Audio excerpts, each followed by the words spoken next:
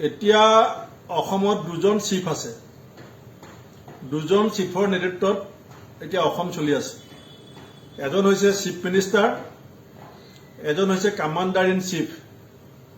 1989 চনত এনেকুৱা পৰিৱেশে হৈছে। তেতিয়াও এজন চিফ মিনিষ্টাৰ আছিলে প্ৰফুল্ল কুমাৰ মহন্ত ডাঙৰীয়া, অসম গণ পৰিষদৰ চৰকাৰ, আৰু এজন আছিলে commander in chief Paresh Baruah ডাঙৰীয়া।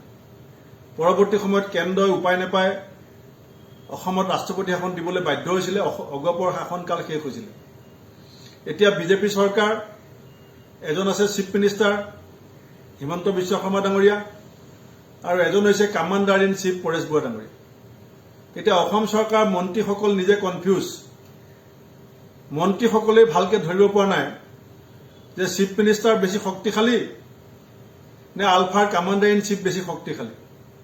এতিয়া মন্ত্ৰীয়ে নিৰাপত্তা বিচাৰি কামাণ্ডাৰ ইন চিফক পাৱে পৰিহৰি কৰিবলগীয়া হৈছে। এতিয়া মন্ত্ৰীক চিফ মিনিষ্টাৰে চৌকচ কৰি বুজাবলগীয়া হৈছে যে কামাণ্ডাৰ ইন চিফ নহয়, চিফ মিনিষ্টাৰ বেছি পাৱাৰফুল। গতিকে অসমত প্ৰকৃতাৰ্থত পৰিৱেশ পৰিস্থিতি কি, সেয়া তিনিচুকীয়াৰ প্ৰতিনিধি সঞ্জয় কিষাণ ডাঙৰীয়াই ভালকৈ উপলব্ধি কৰিছে যে উচ্চ শিক্ষিত নিবনুৱাই মূৰে কপালে হাত দি হতভম্ব হৈ এই চৰকাৰৰ পৰিৱৰ্তনৰ আশাক তেওঁলোকে বাদ দি এতিয়া শ শ ল'ৰা আলফালৈ যাবলৈ আৰম্ভ হৈছে। যিটো কাৰণে তিনিচুকীয়াৰ পৰা অসমত প্ৰতিনিধিত্ব কৰা মন্ত্ৰী সঞ্জয় কিষাণে চাৰিওফালে নিৰাপত্তা বেষ্টনী এস্কৰ্ট পাইলট থকাৰ পিছত, ঘৰত হাউচ গাৰ্ড থকাৰ পিছত এতিয়া আলফা সেনাধ্যক্ষক ভৰিত ধৰিবলৈ ঘূৰি ফুৰিছে আৰু মুখ্যমন্ত্ৰীয়ে তেওঁক বুজাবলগীয়া হৈছে। গতিকে কেন্দ্ৰই হস্তক্ষেপ কৰাৰ সময় সমাগত।